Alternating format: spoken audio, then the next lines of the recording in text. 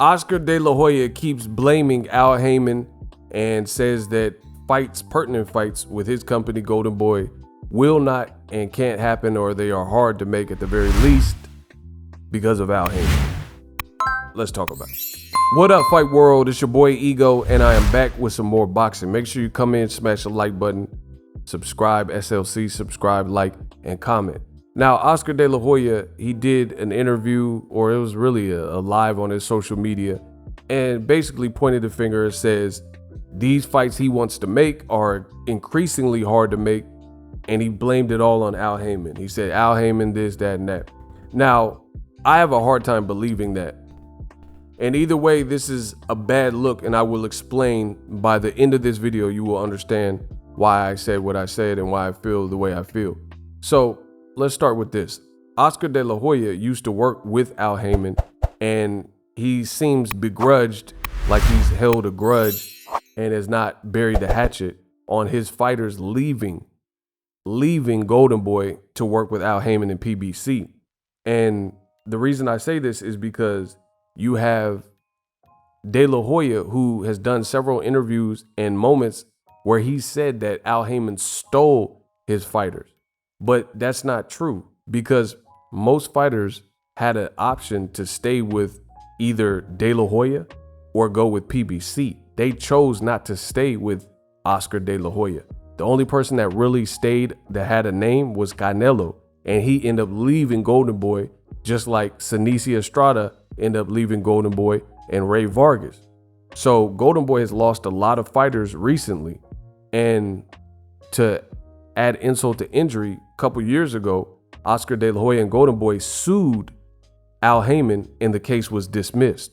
There are some emails that came up, and it said some nasty things about Al Heyman. You guys can look it up. So your case got dismissed. You accused him of blocking fights and this and that. Why did your case get dismissed if he's the problem, right? Why are your own fighters leaving you? And I think it's important to note, Oscar De La Hoya is from East LA, Mexican American, and you have a fighter from Guadalajara, Mexico, and Canelo, who sued and wasn't happy with his terms and left Golden Boy, and has since said pretty disparaging things about De La Hoya. So why would a fellow Mexican say these things about Oscar De La Hoya? Why would a Mexican American Kenichi Estrada, why would a Mexican Ray Vargas all leave Golden Boy in short order in the span of a few years? None of those fighters, except for Canelo, had anything to do with Al Heyman. So there's more questions that need to be asked. Now, here's the other thing. I don't think that Golden Boy wants to even make the Gervonta Davis versus Tank Davis versus Ryan Garcia fight. They could say whatever they want, but ultimately this is the skinny of it.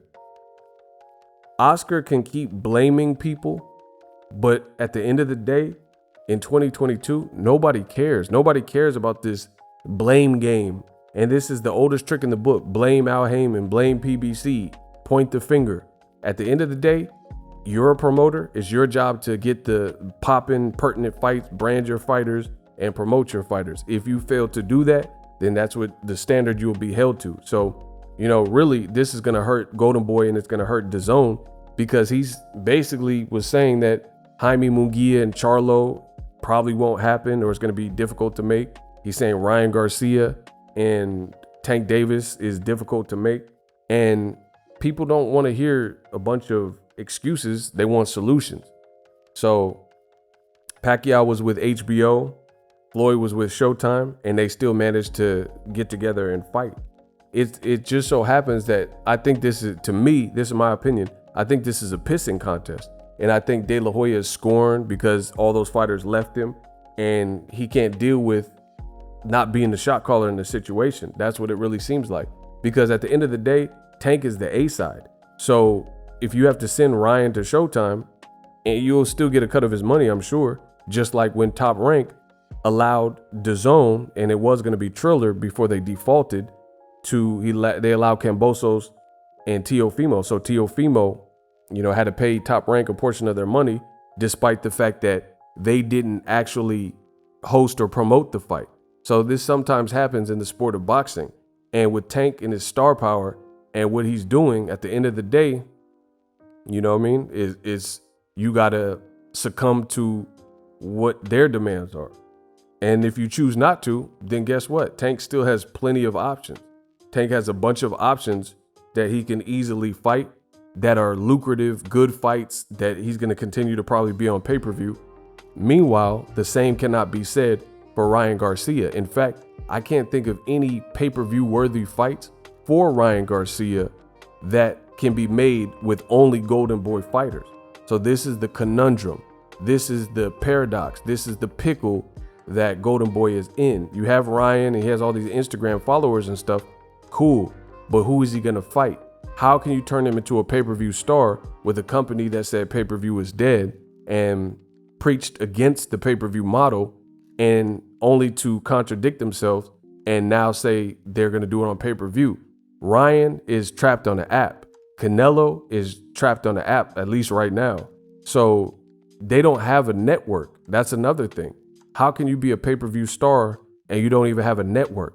Because having a network, you guys may or may not realize this, but being attached to a network, there's so many different ways you can promote. Showtime can promote through parent company CBS if they want to, right? You have ESPN, they can use the ESPN channels and social media, ESPN Ringside, and these popular pages to promote their fights. How does DAZN promote? DAZN promotes by going on Instagram and Twitter and paying for sponsors and ads and on Snapchat. And based on the fact that they just did a recent interview, DAZN representatives, and said KSI, his card, is like one of their highest grossing pay-per-views. That goes to show you that there's a problem there.